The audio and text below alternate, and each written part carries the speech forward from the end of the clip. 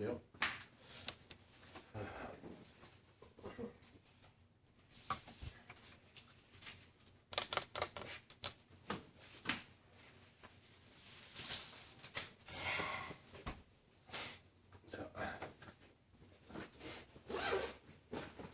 에서 아브라함이 하나님을 믿음에 이를 의로 여기셨다 그랬죠.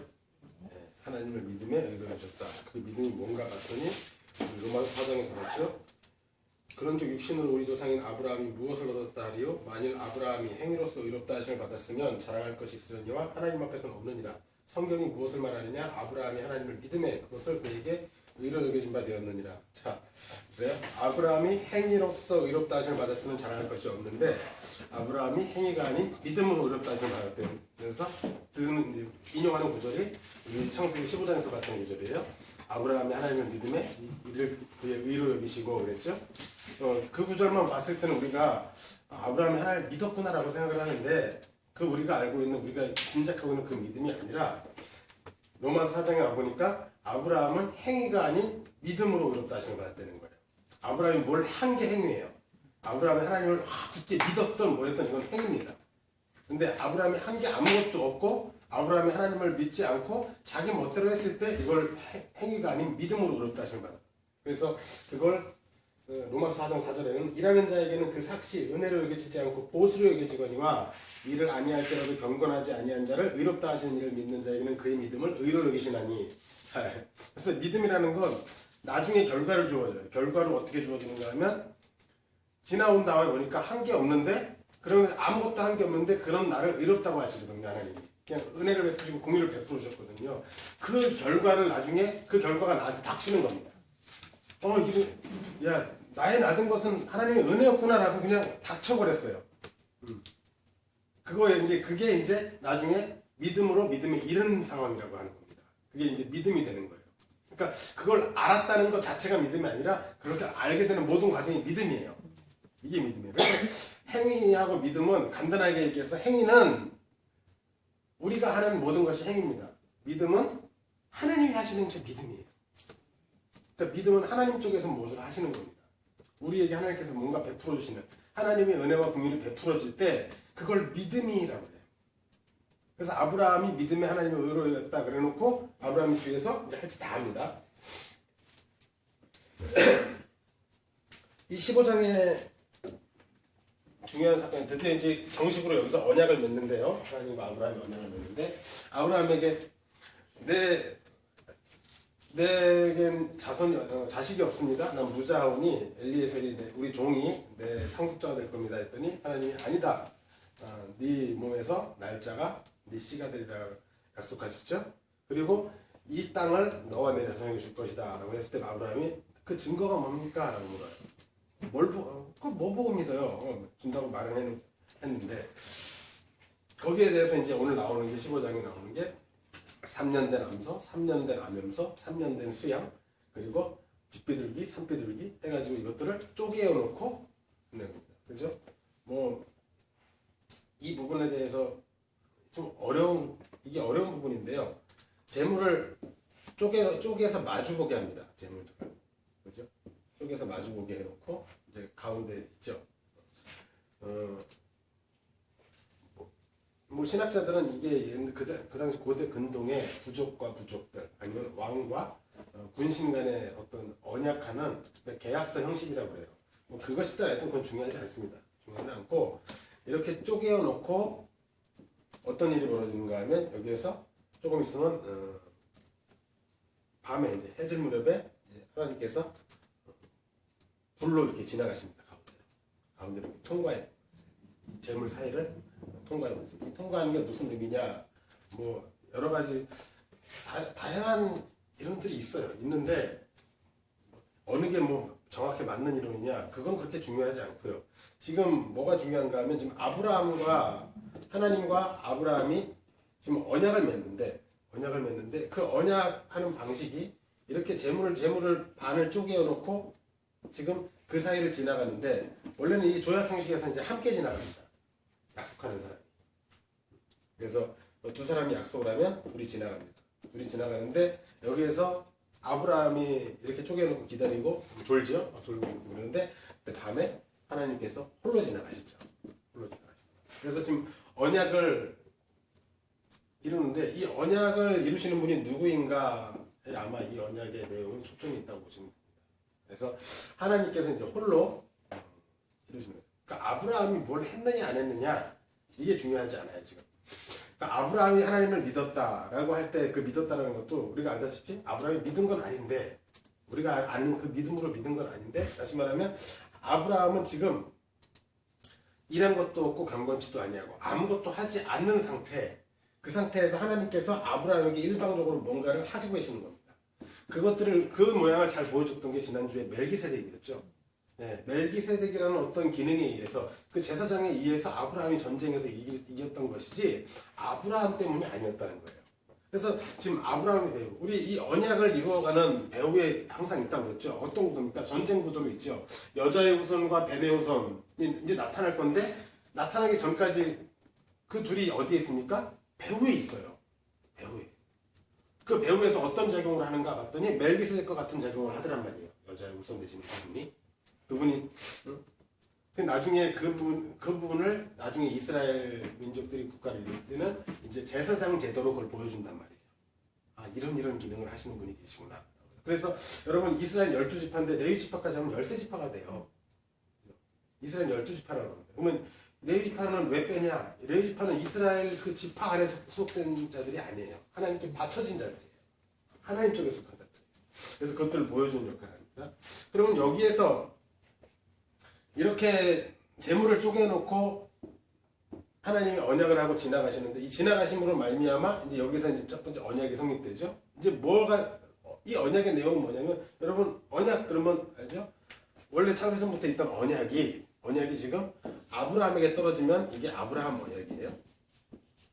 아브라함 언약인데 이 아브라함 언약이라는 건 하나님이 외형적으로 표면적으로는 아브라함과 하나님이 약속을 합니다. 표면적으로. 아브라함 내가 너한테 줄게. 뭐 해주고 자손을 주고 하늘의 별과 같이 많게 해주고 땅을 주고 네가 복에 거느리게 해줄게. 이렇게 아브라함에게 약속을 하시는데 사실은 이 아브라함에게 약속을 하는 게 아니라 아브라함 배후에 있는 누군가에게 약속한다는 거예요. 아브라함 배후에 누군가가 아직 표면에 드러나지 않은 어떤 분이 계세요. 어떤 분이. 원래 처음부터 이 약속은 이분과 하나님 사이에 돼 있던 약속을 가지고 아브라함을 찾아온다는 얘기입니다. 그러면 어떻게 되는가 하면 이 언약이 아브라함에게 임하면 아브라함 언약 그러면은 아브라함을 위해서 언약이 주어지는 게 아니라 이 언약을 이루기 위해서 아브라함이 쓰임받고 동원되는 거예요. 이용당하는 겁니다. 언약에게. 언약을 이루기 위한 도구로 지금 동원이 된다는 것인데 그게 아브라함의 언약이에요. 그럼 아브라함 언약을 오늘 맺는데 어때요? 지금 여기서도 아브라함은 어떤 역할을 합니까? 쪼개놓고 해놓고 하나님이 약속하는데 둘이 함께 지나가는 게 아니라 하나님 혼자 지나가 버리시죠. 지나가 버리심으로써 지금 아브라함은 뭐 해요? 아브라함은 무슨 역할을 해야 돼요? 혼자 지나갔는데? 그렇죠. 아무것도 안 하는 겁니다. 아무것도 안 하고 있는 거예요. 아브라함. 그러니까 그러면 가만히 있으라니 그게 아니라 아무것도 안 하는 게 뭐냐면 그냥 하던 대로 그냥 자기 살고 싶은 대로 사는 겁니다. 아브라함. 근데 하나님이 언약을 갖고 와서 그 아브라함의 삶 속에서 하나님의 언약을 톡톡하게 이루어내십니다. 그러니까 언약의 형식은 다 이래요. 전부 다. 나중에 우리 이스라엘 나오면 이제 율법, 이게 모세 언약이잖아요. 그죠? 그러니까 옛 언약의 대표로 상징되는 게 모세 언약이라고 보시면 돼요. 그래서 그냥 율법이라고 그랬죠. 이 율법. 그런데 모세 그럼 여기서 옛 언약이 여기서 끝나느냐 아니면 뒤에 보면 다윗 언약이 나거든요. 다윗 언약은 뭘까요? 다윗 언약. 이게 점점 자, 옛 언약의 모습은요. 옛 언약의 모습은 좀 딱딱하고 좀 그렇지만 여러분 제일 중요한 내용이에요. 옛 언약 그러면 그냥 율법이라고 하잖아요. 그죠? 다른 말로 모세 언약입니다. 그죠? 모세 언약인데 그러면 이게 옛 언약의 모습이면은 그냥 이대로 끝나면 되는데 뒤에 가서 또 뭐가 나와요? 다윗 언약 나와버리죠. 왜 다윗 언약이 나옵니까? 이게 율법이 인격화된다고 보시면 돼요. 이게 다이언이에요. 인격화가 돼요. 말씀, 야, 율법이지. 율법은 남의 다른 신 성경이나 도둑질하지 말라, 간음하지 말라, 살인하지 말라, 이런 율법이 인격화된다. 여러분 이런 거 생각해 보셨어요? 이제 그게 다윗이에요. 이건 나중에 다윗 가서 하실 텐데, 그렇게 인격화된다고 보시면 돼요. 왜 여기서 인격화가 돼야 되느냐? 이래서 다윗 언약 때 이게 인격화가 돼버리고, 인격화된 모습이 구체적으로 드러나죠. 드러나서 보면 여러분 다윗의 시편에 보시면은, 거기에서 보면은 한 인격이 이제 노골적으로 등장을 해버려요. 다윗의 시편이 아니라 거기서 그 시편을 노래하고 시편에서 기도하는 분이 다른 분이에요. 신약에 보면.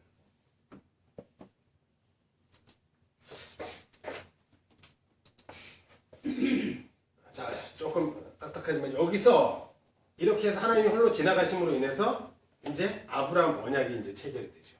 아브라함 언약이 체결됐으니까 우리는 언약이 체결, 둘 사이 약속을 했으면 이제 둘 다 서로 약속을 지켜야 된다고 우리는 보통 이렇게 생각을 하는데, 하나님은 그게 아니라 아브라함과 약속을 할 때 진직이 처음부터 아브라함이 약속을 뭘 지키고 뭐 하고 기대를 하신다 안 하신다? 안 하신다.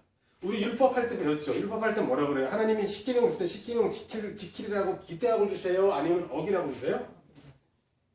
지난주 설교에서 그랬죠? 어기라고 줬다고요.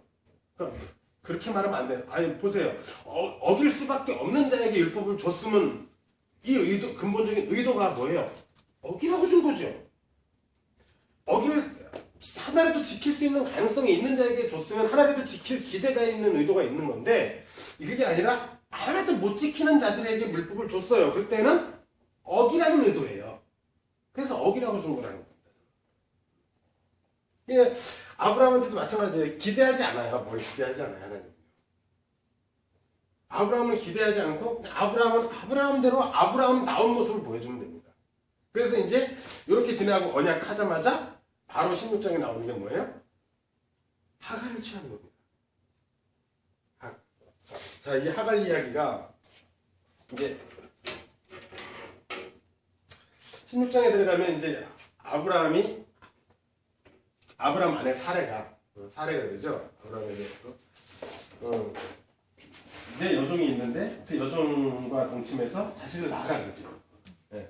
어차피 그러면 당신 씨 아니냐 말이에요. 라는 말이죠. 전혀 뭐 문제될 게 없죠. 그래가지고 그러니까 우리는 이런 사건들도 볼 때 보면은 아브라함이 믿음이 없어서 하갈을 취하고 가네 말을 듣고, 근데 여러분 가만 보세요. 이미 사라를 통해서 날짜라고 했습니까? 그런 말 있었어요, 없었어요? 지금까지 없었어요. 하나님이 좀 구체적으로 얘기해줬으면 또 안 했을 수도 있는데 그런 것도 아니에요. 그것도 아니고 네 몸에서 날짜라고 했어요, 아브라함한테. 아브라함 몸에서 하면 아브라함이 씨면 되잖아요. 여자가 누구든 어때요, 그죠? 그래서 사라가 애굽에서 데리고 온 여종 하갈을 취해서 들어가라고 한 겁니다. 나름대로 일리 있고 타당한 얘기예요. 그래서 들어가서 났더니 진짜로 접속 임신을 하네요. 접속 임신을 해서 이제 이스마엘을 낳게 되는데, 이제 여기서부터 이제 문제가 재밌습니다. 임신을 하자마자 이 하갈이 자기 주인 여자 사례를 멸시하죠. 멸시했더니 또 자기가 뭐 같이 동침하라고 그럴 때는 언제부터 이제 남편한테 난리 쳐요. 봐가지고 잔소리, 그죠? 이 잔소리 오다니. 이 잔소리요. 당신이 똑바로 안 하니까 저게 나를 우습게 보고 저런다고 말이니까. 아이고, 네 여종, 네 종 아니냐? 내 종이냐? 네 종이잖아. 네 맘대로 해. 그랬더니 멸시해서 그러니까 하갈이 집 가출을 하죠. 가출했는데 그때 하나님이 나타나세요. 나타나셔가지고 네 여주인에게 돌아가서 복종하라 그래요. 그리고 이름까지 지어줍니다. 이스마엘이라고. 이스마엘의 뜻이 뭡니까? 하나님께서 내 고통을 들으셨다. 그죠?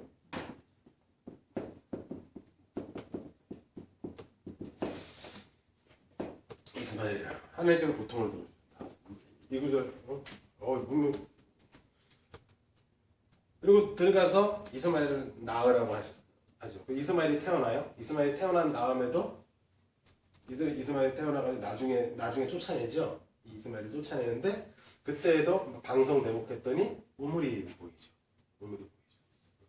뭐 그러면서 하나님께서 이스마엘에게도 큰 민족이 되게 하겠다고 복을 주신단 말이에요. 그래서 이런 걸 가지고 신학자들은 뭐라 그래요? 야, 예수 믿고 안 믿고 이것만 따질 게 아니라 우리가 종교를 초월해서 이거 봐라. 어려운 사람을 구제하고 돕는 건 이거 하나님 뜻이다. 하나님도 이스마엘을 축복하지 않냐. 여러분 이런 걸 잘 보셔야 돼요. 정말 그런 얘기입니까? 여러분 이런 얘기가 앞에 있었어요. 가인 때. 그렇죠. 이상하지 않습니까? 가인을 누군가가 우리 같으면 그렇잖아요. 네가 네 동생 죽였잖아. 가인 너 그러면 넌 남이 너 죽여도 넌 할만 너 그래도 싸 이게 맞을 텐데 하나님이 가인을 못 죽이게 어떡합니까? 표를 주시죠. 누가 가인을 보호해요? 하나님이 보호해요. 하나님이 철저히 가인을 보호해요. 심지어는 가인 건드리면 몇 배? 몇 배? 7배. 7배로 받는데요. 아벨한테 좀 그렇게 하시지.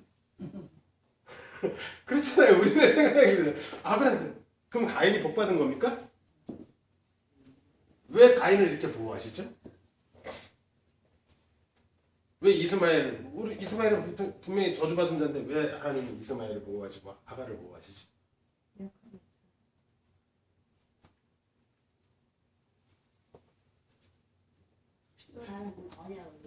자, 우리 이걸 좀 이해하시려면 창세기 15장 뒷부분 한번 보세요.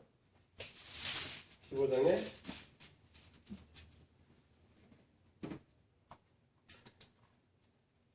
15장 13절 여호와께서 아브라함에게 이르시되 너는 반드시 알라 내 자손이 이방에서 계기되어 그들을 섬기겠고 그들은 400년 동안 내 자손을 괴롭히리니 그들이 섬기는 나라를 내가 징벌할지며 그 후에 내 자손이 큰 재물을 입고 나오다가 너는 장사 평안히 장사될 것이요 내 자손은 4대 만에 이 땅으로 돌아오리니 이는 아모리 족속의 죄악이 아직 가득 차지 아니함이라 하시더니. 자, 지금 당장 땅을 주는 게 아니라 나중에 아브라함이 4대 만에 돌아와서 이 땅을 차지하게 되는데, 그죠? 차지하게 되는데 그 얘기를 하세요. 지금 그 얘기를 하시면서 그 이유가 뭐랍니까? 죄악이 옛날에 가득 차잖아요. 다시 말하면 죄가 관영하지 않았다는 거예요. 죄가. 자, 죄가 관영하도록 하는 신분이 지금 누굽니까? 재밌죠? 죄가 관영해야 돼요. 죄가 관영하라고 죄가 관영하도록 죄를 보호하고 길러내시는 분이 지금 누구예요, 지금? 자, 이 말을 바울이 해요, 로마서에서.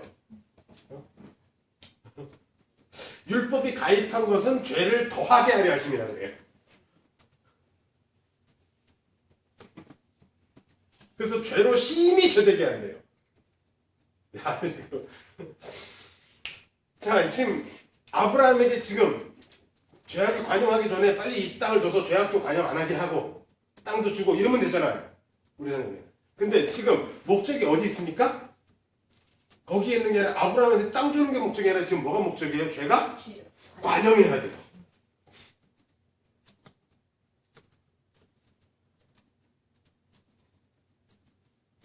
그러니까 나중에 이스라엘이 가나안 땅을 차지하러 들어올 때는 이때 가나안 땅의 죄가 어떻게 된 겁니까? 관영한 상태예요. 관영한 상태. 여러분 그 죄가 관영한 게 뭘까요? 죄가 관영한 거예요. 그럼 죄가 가득 찬 거 관영한 게 뭐예요? 내 맘대로 잘 된다. 우리 여호수아 12장 한번 찾아보세요.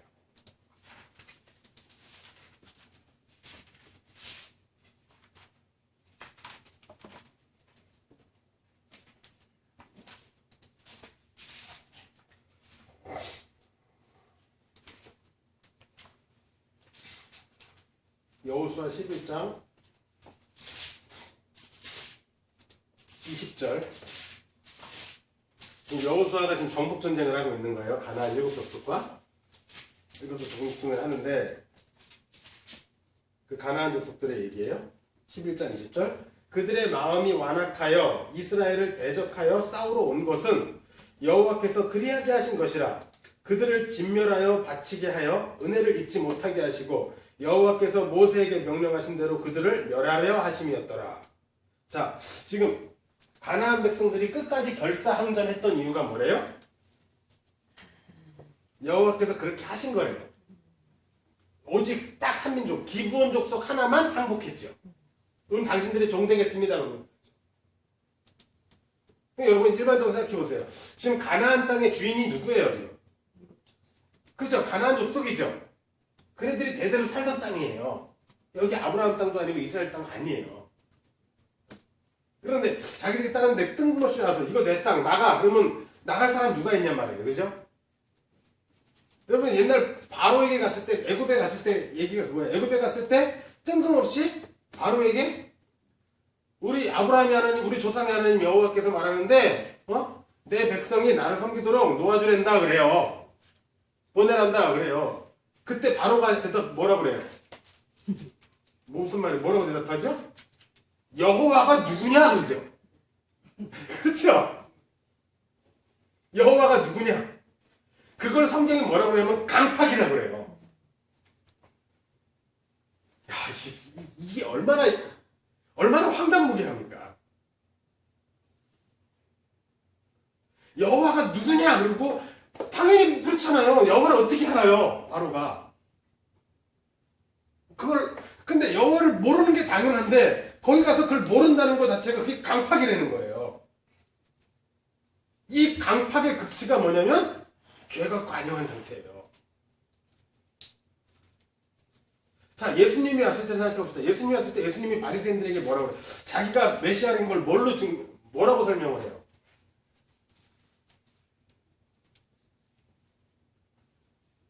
바리새인들이요 예수님 믿으려고 노력했거든요. 그래서 뭐라고 그래요? 맨날마다 와서 표적을 좀 보여주십시오. 표적을 좀. 당신을 믿을 수 있게 표적 보여달라는 거예요.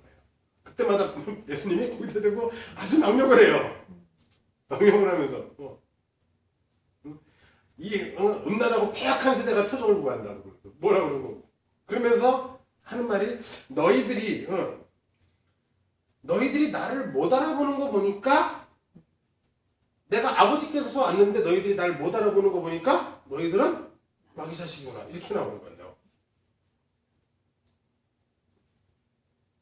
근데 이게 예수님 때만 이런 게 아니라 대대로 그랬었어요. 예수님이 누굴 얘기합니까? 아벨 때부터 시작해서 선지자 얘기를 하죠. 모든 선지자들이 하나님께로서 보낸 부심을 받은 자들이 선지자인데 이 선지자들이 올 때마다 사람들이 그들을 어떻게 해요? 싫어하고 배척하죠. 왜 배척할까요? 아비 자식이니까. 너희들 그들이 보기에는 이 선지자들이 이단인 거예요. 예레미야가 뭐라고 그러냐면요.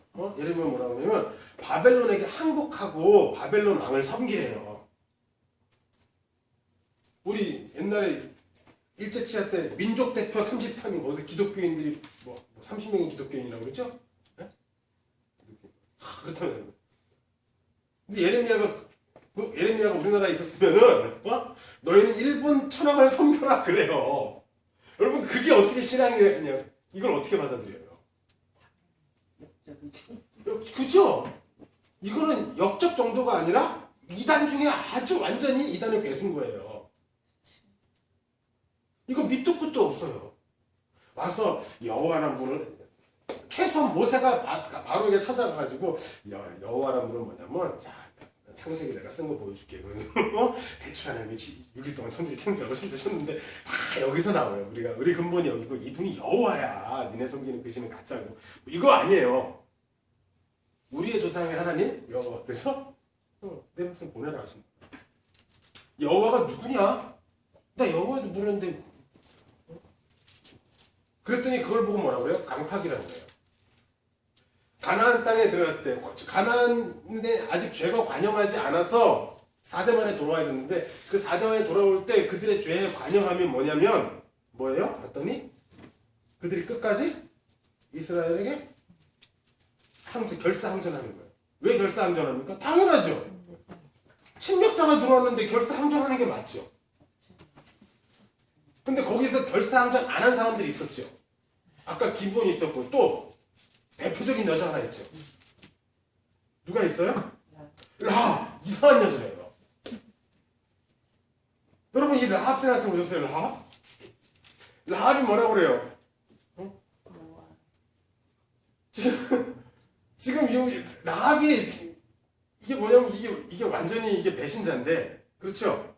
나라와 민족의 배신자인데, 왜 그러냐면 라합이 지금 뭘 받아들이는가 하면, 듣도 보도 못한 여호와라는 신이 니들 다 죽이겠다고 지금 이스라엘을 끌고 와서 죽이겠다고 그러는데, 손으로 죽이겠다고 그러는데, 라합이 자기를 죽이겠다는, 자기 가족과 자기 민족과 자기 나라를 망하게 하겠다는 그 여호와라는 신을 인정을 해요. 뭐라고 인정합니까? 그분이 맞대는 거예요.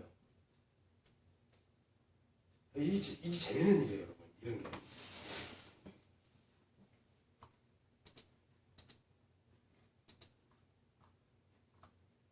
그 라합 위에는 모두가 어떻게 됩니까? 다 진멸당하죠. 여러분, 밑도 끝도 없이 이런 게 어딨어, 이걸.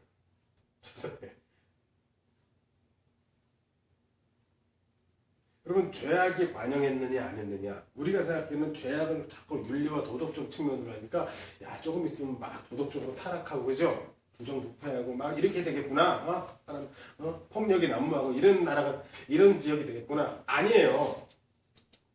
죄악이 반영하기를 기다리는데, 왜 죄악이 반영한 상태가 뭐냐면, 그들이 정면으로 하나님과 결사항쟁하는 모습이, 이게 죄악이 반영한 상태예요. 이 세상을 공격하시는 하나님을 결사투쟁하는 모습, 하나님을 핍박하는 모습, 이게 죄거든요. 하나님께 반발하는 모습.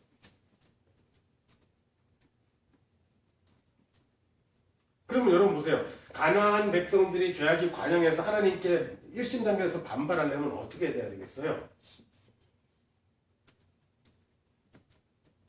조직이 완비돼야 되고, 뭔가 체계적으로 뭔가 일사불란하게 움직일 수 있어야 되고, 뭔가 이런 공동체 의식이 있어야 되고, 다시 말하면 국가의 형태가 이루어져야 돼요. 그러면 이들이 자신들이 자신의 나라를 지키는 게 옳은 일이 되고 결사적으로 지킨다. 이게 죄악이 관영한 상태예요. 죄악이 관영하지 않은 상태는 뭐예요? 라합 같은 상태죠. 그러면 이 창세기 재밌는 얘기가 많아요. 뒤에 가면은 소돔과 고모라 얘기 나오는데, 여러분 히브리서 가면 뒤에 나중에 나와요. 아브라함이 부중에 나그네를 대접했다 그러죠. 그게 뭐냐면 거기서 나그네 3명이 18장 가면 아브라함 찾아와요, 그죠? 찾아와요. 한 분은 여호와고, 한 분은 두 분은 보디가드 천사고, 그래서 세 명이 찾아오는데, 3명이 찾아오는데 아브라함이 가가지고 그들의 발을 씻기고 그들에게 음식을 대접하잖아요. 그리고 가서 그를 대접했더니, 그 중에 한 명, 여호와라는 분 한 분은 남아서 아브라함하고 얘기를 하고, 2명은 소돔과 고모라를 진멸하러 가죠. 심판하러 가죠. 또 소돔과 고모라 심판하러 갔을 때 이 2명을 어떻게 해요? 사람들이 해하려고 하죠. 내놔라, 아무 상관없어요. 근데 그 2명을 누가 영접을 해요? 롯이 영접을 하죠. 이게 재밌는 거예요. 자, 소돔과 고모라 사람들이 그들이 천사인 줄 알았으면 그랬을까요? 안 그랬을까요? 천사인 줄 알았으면 그냥 소돔 고모라 왕까지 나와서 아이고 천사님 어서 오십시오 영접했을 거예요. 근데 이 천사 영접한 사람 누구밖에 없어요? 롯밖에 없죠. 히브리서 가니까 뭐라고 하냐면, 나중에 이제 히브리서 뒷부분에 이제 10장에 나오는 얘기가 뭐냐면, 아브라함이 부지중에 나그네를 대접했대요. 그래서 그 교회에서 뭐라고 가르쳐요? 부지중에 교육 영접해라. 아, 그렇죠. 우리가 그냥 어려운 사람 부지중에 도와줬는데 그게 주님이었다는 거예요. 지금 그 얘기를 하고 있지 않아요. 아브라함은 뭘 보고 이 세 사람, 분명히 이들이 천사의 모습으로 날개 달고 이러고 왔으면은 그렇다 치는데, 분명히 이들도, 소돔과 고모라 사람들도 이들이 천사인 줄 못 알아보면 사람 같은 모습을 하고 왔고, 아브라함도 뭐라고 그래요? 나그네인 줄 알았어요. 근데 재밌는 게 아브라함이 그들을 어떻게 해요? 영접을 해요. 소돔과 고모라가 두 천사가, 그 중에 2명의 소돔과 고모라가 갔을 때 롯은 영접하고 나머지는 어떻게 해요? 나머지는 망해하려고 그러고 뭐. 분명한 건 롯도 모르고 했고 이 사람들도 모르고 했어요. 아브라함도 이 천사인지 모르고 했고, 영접해보고 지나고 나니까 밥 먹고 났더니 알고 봤더니 천사고 여호와네. 아이고 이렇게 된 거예요. 그렇죠? 근데 아브라함은 어떻게 영접하고 롯은 어떻게 영접했어요?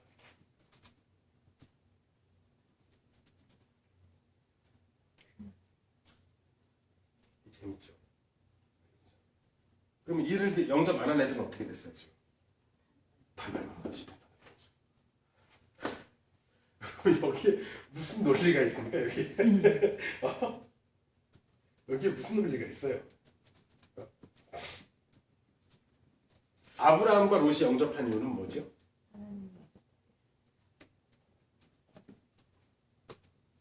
영접, 그렇죠. 부지 중에 영접했는데 영접하는 거 보니까 너 내 백성이네 이렇게 되는 거예요.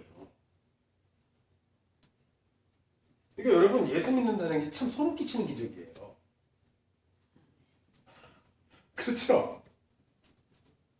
그래서 영접하는 자 그 이름을 믿는 자는 하나님의 자녀가 되는 권세를 지니 이는 혈통으로나 육정으로나 사람에게서 난 것이 아니오. 사람에게서 그게 안 나오고 그러면 어디서 나왔다는 거예요?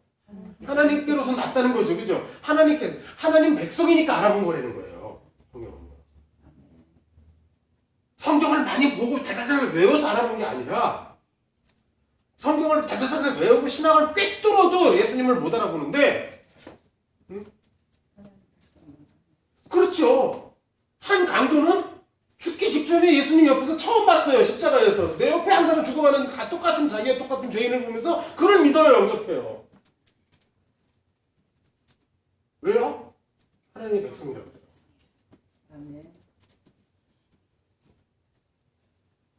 얘는 부지 중에 그렇게 했죠. 뭐 몰라요. 그냥 그런 거. 나도 왜 이런지 몰라. 영접하고 싶어. 나도 왜 이런지 몰라. 저분이 주 같아. 나도 왜 이런지 몰라. 저분이 믿어져. 어떡할 거예요? 그렇죠. 그걸 보고 뭐라 그래요? 그래서 이놈의 강도는 강도들도 믿음이라 이거 다. 왜? 주님이 여기까지 이끌어온 길이었기 때문에 믿음이 돼버렸다.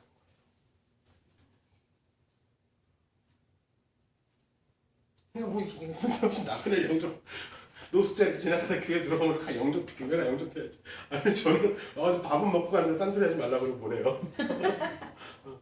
밥은 있으면 밥 먹을 때 오늘은 밥은 먹고 가고 돈 달라고 그러면 가라고. 돈 줄 때 있어요. 한 번은 줘요. 한 번은. 한 5,000원이고 10,000원이고 한 번은 왔을 때 줬는데 두 번 주면 다시는 못 오게 해요. 그거 하는 거. 그게 나그네 영접이 아니고요. 지금 무언가가 지금 밑에 있는 그러니까 여러분 장기판이 이렇게 있으면 장기판 뭐 이렇게 쭉 있으면 여기 말들이 있잖아요. 이 말들이 있으면 얘네들은 아무것도 몰라요. 그냥 놓는 대로 갖다 놓는 대로 그냥 있어요. 있을 뿐이고 지금 게임은 누가 해요? 다른 외부에서 지금 뭔가 게임이 벌어지고 있다. 우린 장기판에 말들이 되는 거예요.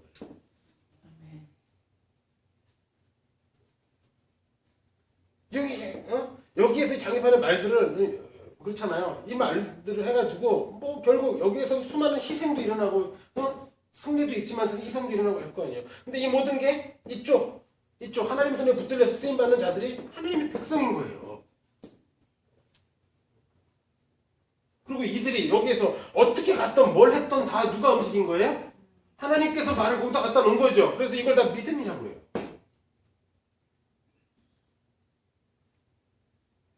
그래서 그 믿음을 이렇게밖에 설명 못하는 거예요. 행위로서 말미암아서는 자랑할 것이 있으려니와 행위가 아니라 믿음으로 말미암아 믿음으로 말미암아요. 아브라함이 이를 믿음의 의로 여겼다 하지 않았느냐? 이걸 갖다 여기다가 쓰는 거예요. 그래서. 이렇게밖에 설명이 안 돼요. 죄가 관영하다 넘친다라는 건 믿어들피 간단해요. 죄가 관영하는 건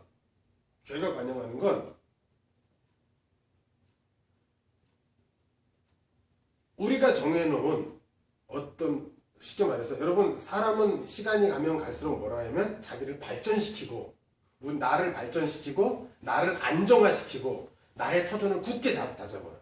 사람들은 그걸 복이라고 그래요. 그렇죠? 근데 여러분 성경적으로 봅시다. 그게 복이에요? 뭐가 돼요? 그게 죄가 되죠. 이 죄가 관영하는 거예요. 그게 관영하는 거예요. 근데 그 죄가 관영해달라고 와서 기도한다는 거예요. 그러니 그걸 하나님께 하는 기도예요. 마귀한테 하는 기도예요. 그리고 응답받았대요. 무슨 응답을 받아요 거기서? 그 응답 받았으면 100이면 100 마귀 응답 받은 거예요. 그런 응답 없어요.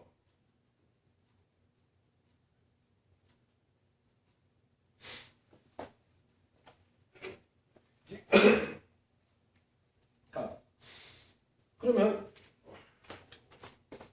지금 뭐 하다가 여기까지 이스마엘 그죠? 그래서 이 이스마엘과 하나님이 하갈을 보호하는 이유는 뭐예요? 하나님이 죄를 관영시키는 거죠. 가인을 보호한 이유는 뭐예요? 여기가 관영이 돼야 돼요. 여기를 철저하게 하나님 보호시키고 발전시켜줘야 돼요. 왜 얘네들을 발전시켜야 돼요? 그래야지 이 배후에 있는 진짜 본원이 드러나요. 그렇죠. 이놈 끌어내는 거예요. 이거 끌어내는 거예요. 모두가 하나가 되어 그리스도를 십자가에 못 박으라고 하는 세상이 돼야 돼요. 봐라 이거. 야, 이 세상 마귀 너한테 줬지 내가. 네 거라고 줬지. 봐라. 너에게 준 네 세상이 지금 누구를 반발하는가 봐. 누구를 죽이는가 봐. 하나님을 죽이자. 네가 간첩 맞네. 이래야 되는 거예요. 그리를 끌고 가는 거예요. 그게 두 분의 싸움이에요. 여자의 우성과 두 분의 한 분과 한 놈의 싸움이에요. 그러면 자 한번 봅시다. 여기 이스마엘이 나오고 사라가 나오는데 이스마엘이 나오고 이삭 얘기가 나오는데 이 두 얘기가 보면은 하나님께서 이 아브라함이 하갈을 취해서 이스마엘을 낳는 거 이거 자체를 하나님이 놔두지요. 요거 안 낳는 게 믿음이 아니에요. 그러니까 100이면 100, 설교 100이면 100 다 들어보세요. 그럼 뭐라고 그러냐면 10년 차오면 이스마엘 나오고 20년 차오면 이삭 나온다. 좀 유명없어 그런 명언이라고 어록이라고 막 그런 거. 빛나게 있는 건지 잘 나가요. 수만 명씩 모여가지고. 그래서 성도는 10년이 아니라 20년 더 참아야지 아브라함처럼 뭐 참으면 안 된다는 얘기죠. 정말 그게 맞냐고요. 그게 아니라 아브라함은 뭐 해야 돼요 지금? 하갈을 취해서 이스마엘 놔줘야 되죠. 그렇죠. 놔줘야 돼요. 이걸 뭘 보여주는가 하면 자 보세요. 아브라함의 언약이 딱 임하고 나니 아브라함의 언약 이후에 어떤 일이 발생하는가 하면 지금 여러분 아브라함 언약이죠. 아브라함 언약이 지금 시작된 이후에 이 아브라함 안에서 갈라져요. 우리 있죠. 하나님이 참 언약은 계속적으로 뭘 합니까? 세상을 두 쪽 낸다고 했죠. 언약이면 그러면 두 쪽을 내요. 하나님이 임의로 아벨 선택해버리고 두 쪽을 내요. 하나님이 아브라함을 딱 선택하고 나니까 세상이 이미 두 쪽 났죠. 왜냐하면 너를 축복하면 축복받고 너를 저주하면 저주받고 세상 반쪽 났죠. 이미. 아브라함 쪽의 편이냐 아니냐. 계속 이야기들이 그냥 아브라함 편이냐 아니냐. 아브라함 편 아니면 뭐 바로고 뭐고 아무도 안 봐줘요. 끝장이에요. 그래서 아브라함과 나뉘었구나 라고 아는데 지금 뭘 보여주냐면 아브라함 안에서 이걸 드러나요. 이게 갈라져요. 이삭과 이스마엘 갈라져요. 아브라함 안에서 들어가요. 그러면 지금 아브라함이라는 사람은 우리는 아브라함 언약 그러니까 여지껏 아브라함이 주인공인가 보다. 아브라함에게 잘해. 아브라함이 주인공이구나 라고 생각했더니 아까 뭐라고 했어요? 사실은 아브라함이 주인공이 아니라 주인공은 따로 있는데 그분과의 언약인데 그거를 누구를 통해서 보여준다? 아브라함을 통해서 보여준다. 그게 아브라함 언약이다 했어요. 그러니까 그렇다면 이 아브라함 안에서 뭐가 두 개가 다 나와야 되는가 하면 이쪽과 이쪽 축복과 저주가 함께 다 보여져야 돼요. 그래서 이스마엘도 나오고 이삭도 나와야 되는데 이 이스마엘과 이삭 이야기 그리고 여기는 사라 여기는 하갈 요 이야기를 신약에서 이제 바울이 갈라디아서 4장에 해석을 해놨어요. 네? 한번 볼게요. 갈라디아서 4장 21절 이하에 내게 말하라 율법 아래에 있고자 하는 자들아 율법을 듣지 못하였느냐 기록된 바 아브라함에게서 두 아들이 있으니 하나는 여종에게서 하나는 자유 있는 여자에게서 낳다 하였으며 여종에게서는 육체를 따라 낳고 자유 있는 여자에게서는 약속을 말미암았느니라. 이것은 비유니 이 여자들은 두 언약이라. 이 여자 두 명이 뭐래요? 언약. 두 언약. 자, 두 언약이래요. 여자 둘이 두 언약이래요. 그러면 하나는 신의 산으로부터 종을 낳은 자니 하갈이라. 이게 신의 산 언약이죠. 신의 산 언약이니까 이게 옛 언약이죠. 옛 언약. 또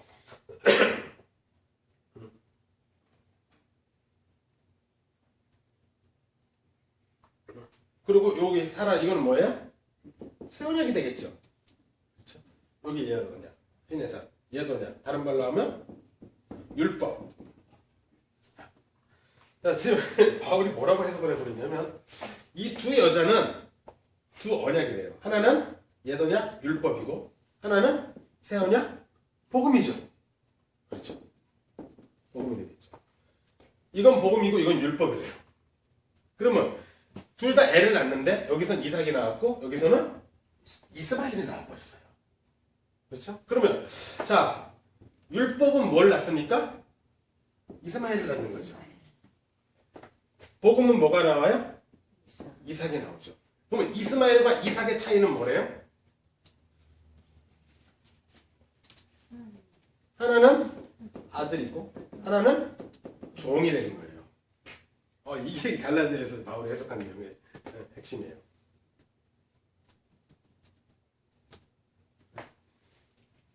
그래서 상속은 누가 받는다? 종에게 상속한다? 아니고 아들이 유업을 이어받는다. 이렇게 끝나거든요. 보세요. 자, 두 언약인데 하갈은 처음부터 여종이었고 사라 여종이었죠. 몸종이었죠. 사라는 여기 보면 자유하는 여자라고 해요. 여기는 자유하지 못한 종이었고 그리고 이 하갈이 바로 뭐냐면 이 율법이라는 것이고 이 사라가 복음이고 그리고 여기는 뭘 쫓아놨다? 율법을 뭐라고 하냐면 육체를 쫓아놨다 그래요. 여기는 약속을 쫓아놨다 그래요. 약속. 성령을 쫓아놨다, 약속을 쫓아놨다 같은 말을 볼 수 있어요. 약속을 쫓아놨고 여기는 육체를 쫓아놨대요. 자 보세요. 하갈은 육체를 쫓아놨어요. 다시 말하면 아브라함과 하갈의 육체적인 능력을 가지고 났죠. 네. 인간의 육체적인 생식 능력으로 나온 게 이스마엘이에요. 이삭은 어때요? 언약 없으면서 언약. 육체적 능력으로 났어요? 아니죠. 육체적 능력이 완전히 죽은 자와 같이 되었을 때 없는 것을 있게 하시고 죽은 것을 살리시는 하나님의 능력으로 나온 게 약속으로 말미암아 기적적으로 나오라는 이삭이죠. 여기 다른 거예요. 그래서 여기는 육체를 통해서 나오는 거고 육체를 통해서 나오는 게 이스마엘인데 육체를 통해서 나오는 이 하갈이 뭐냐면 뭘 뜻하냐면 율법을 뜻한대요. 그러니까 율법을 가지고 율법이 딱 임하면 뭐가 움직이기 시작하죠? 육체가 움직이죠. 그렇죠. 가늠하지 말라, 살인하지 말라, 도둑질 하지 말라. 율법이 딱 나오면 뭐 해요? 가늠 안 하고 살인 안 하고 도둑질 안 하고 뭐가 해요? 내 육체가 할 거죠. 그렇죠. 내 육체의 열심을 가지고 낳는 게 뭐냐면 이스마엘이 된다는 거예요. 요거는 내 육체의 열심 갖고 낳는 거예요. 그렇죠? 근데 복음은 뭐냐? 새 언약은 뭐냐? 새 언약은 그게 아니라 내 육체의 열심이 싹 다 빠져요. 싹 다 빠지고 하나님의 전능하신 하나님의 약속으로 말미암아 하나님이 약속하고 말씀하실 게 그 능력으로 말미암아 뭐가 태어나요? 이삭이 태어나요. 자, 그러면 이렇게 쉽게 정리해 봅시다. 이스마엘은 누가 만들었냐? 사람이 만들었죠. 이삭은 누가 만들었냐? 하나님이 만들었죠. 이렇게 정리가 되죠. 자, 율법은 율법을 통해서 율법을 가지고 인간이 힘쓰고 애써서 나오는 건 결국 뭐다? 종이죠. 근데 이쪽 하나님의 약속을 쫓아서 복음으로 낳는 자는 뭐다? 아들이 돼버리죠. 종이 아들 되거나 아들이 종 되는 기능은 없잖아요. 종은 그냥 끝까지 종놈이에요. 아들은 아들이고요. 자, 그럼 이거 이렇게 생각합니다. 종하고 아들 뭐가 다르죠? 상속이 다른데 내가 종인 거하고 내가 아들인 거하고 뭐가 달라요? 주인을 섬기는 거하고 아버지를 섬기는 거하고 뭐가 달라요?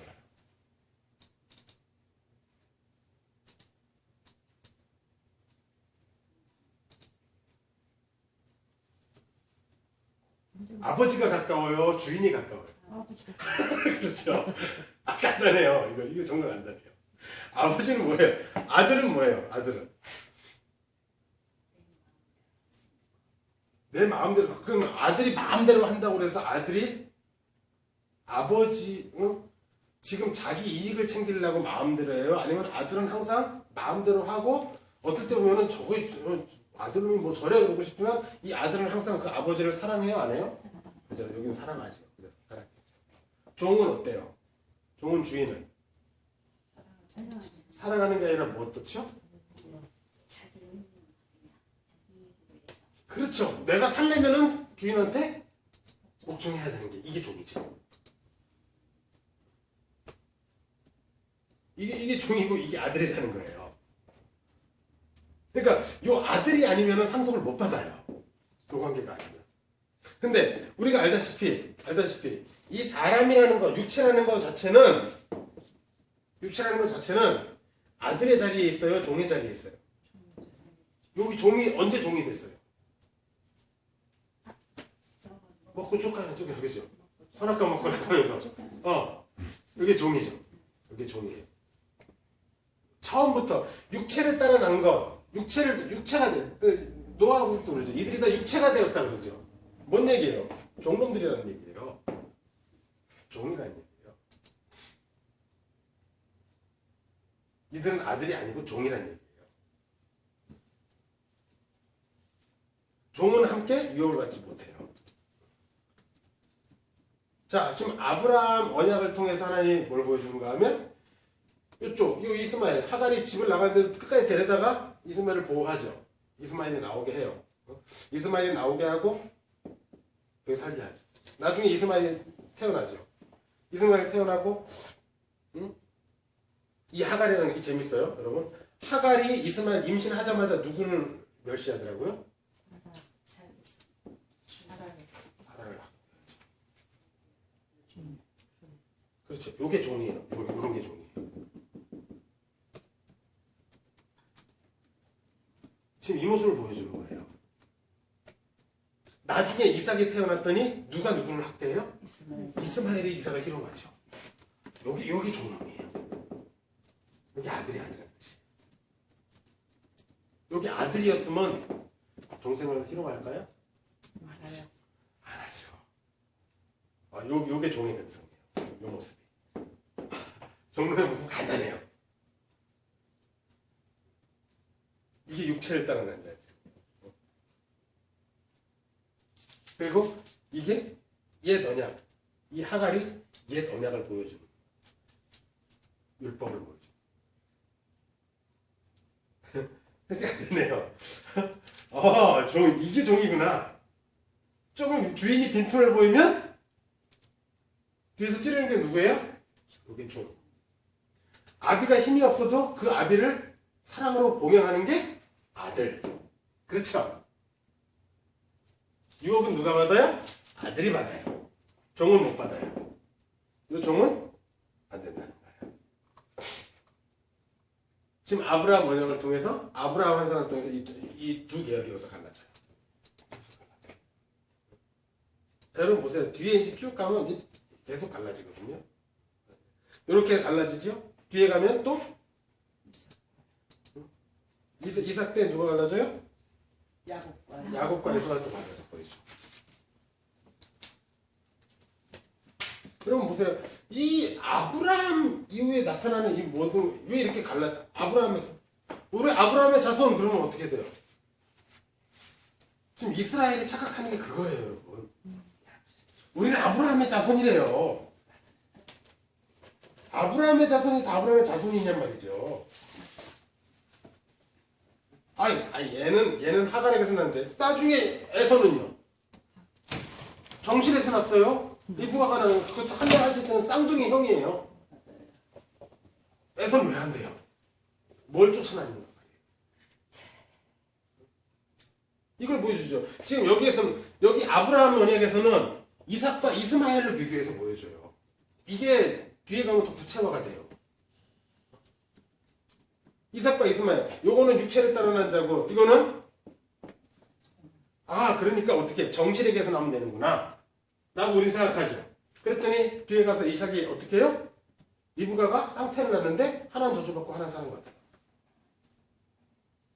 나기도 전부터.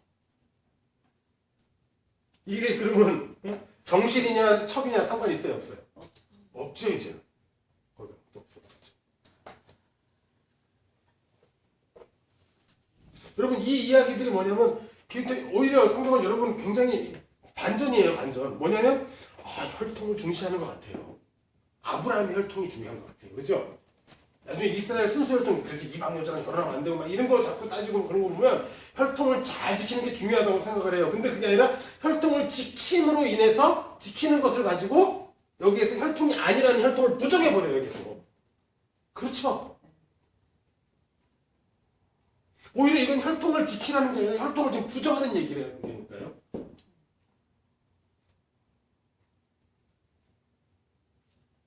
이삭 대가녀는 에서와 야곱이 남자면서 이건 말도 안 돼.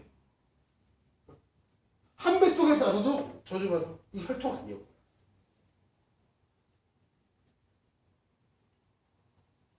오히려 지금 여기 있던 아브라함의 혈통 자체는 점점 부정당하게 돼 있어요.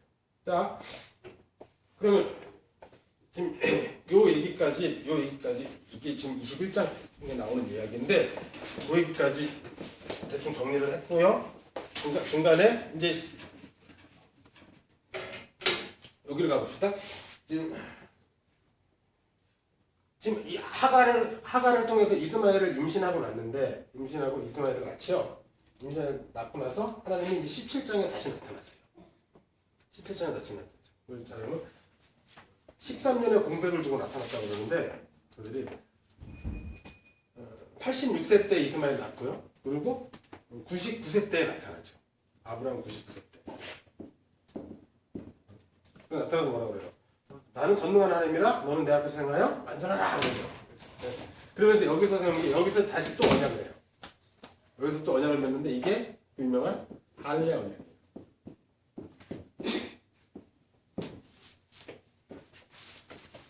이제 이 할례 언약으로 지금 도장 찍는 얘기예요.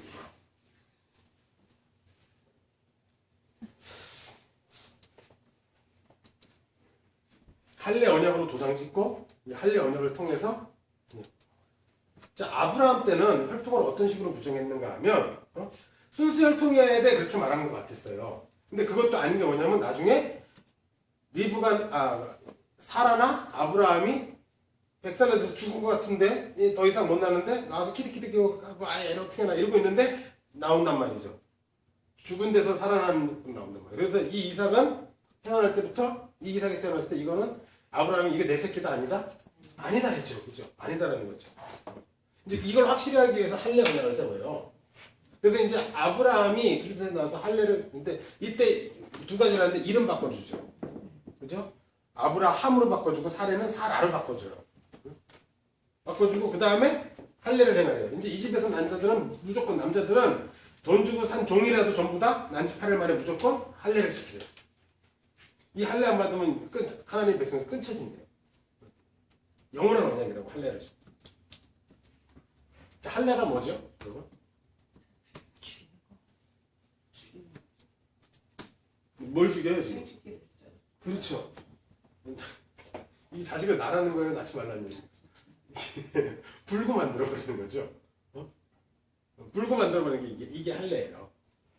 그래서 다시 말하면 아브라함의 혈통을 끊어버리는 언약이 할례 언약이에요. 이 할례를 행함으로 인해서 더 이상 아브라함의 혈통은 어떻게 돼요? 죽었어요. 이제 이 할례 이후에 나오는 거는 누구 혈통이에요? 아브라함 혈통이에요? 아니에요. 약속을 추천한 자손이 이제 이 이삭인데. 다시 말하면 이 할례라는 거는 사람의 생식 능력을 부정하는 건데 사람의 혈통 자체를 부정하는 거거든요. 사람의 혈통 자체를 우려한다는 건 이건 죽인다는 얘기예요. 나중에 여러분 보면은 이 할례를 뭐라고 말씀드리냐면 마음의 할례를 받으라고 그래요.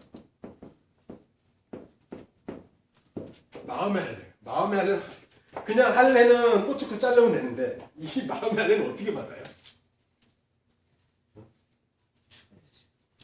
신약의 바울도 뭐라고 그래요? 마음의 할례를 받아요. 육체의 할례를 육체의 할례의 표현을 받은 게 그것도 안 되고 마음의 할례를 받아. 할례는 마음이 할지니 그죠? 이거 나오죠. 그 마음의 할례 얘기가 바울이 처음 한 얘기가 아니라 이미 앞에 나와요. 이미 모세가 얘기를 했어요. 모세가 신명기 10장에 10장 16절 그러므로 너희는 마음의 할례를 행하고 다시는 목을 곧게 하지 말라. 자, 마음의 할례를 행하고 어떻게 하래요? 목을 곧게 하지 말라. 그럼 마음의 할례를 행하면 목이 어떻게 돼요? 자, 마음의 할례는 어디가 나가는 어디를 자르는 거예요? 끝이 아니라 목을 쳐버리네요. 아주. 죽여버리네요. 자, 이 할례 언약을 지금 99% 나타나서 하세요. 하나님. 이제 99% 나타나서 하나님이 할례를 언약하고 여기 얘기하죠. 네가 내년에 이제 자식을 낳을 것이다 그러죠. 진짜. 그랬더니 아브라함이 이스마엘이나 못 받게 해주십시오. 그래서 그래요. 그리고 18장에 넘어가면 드디어 나그네 3명 찾아와요. 나그네 3명 찾아와서 그런데 아브라함이 뜬금없이 가서 또 내 주야 우리 집에 와서 쉬었다 하세요. 그리고 막 영접을 해요. 막 끔찍하게 막 영접을 해서 됐다가 앉혀놓고 막 음식을 장만해가지고 먹이고 막 합니다. 그랬더니 이 나그네들이 거기서 봤더니 이게 영접하고 났는데 모르고 영접했는데 봤더니 누구라? 여호와라 그죠? 이거 가지고 뭐 신학자들은 야 여호와가 여기서 세 분이 나타났는데 여호와 누가 여호와 세 분 다 여호와냐 아니면 세 분 다 천사냐 아니면 또 어떤 사람은 삼위일체가 다 나타났다 이러고 여러분 이렇게 보시면 돼요. 거기 보면 한 분은 여호와라고 나오고요. 2명은 천사로 나와요. 그죠? 그래서 나중에 그 2명의 천사는 소돔과 고모라로 따로 가고요. 나중에 여호와는 남게 되는데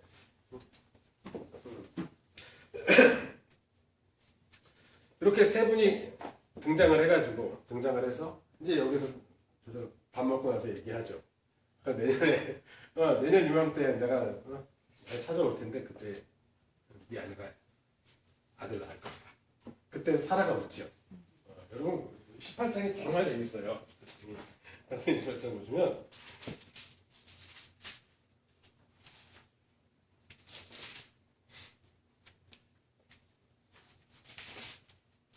18장 10절 9절 그들이 아브라함에게 이르되 내 아내 사라가 어디 있느냐 대답하되 장막에 있나이다.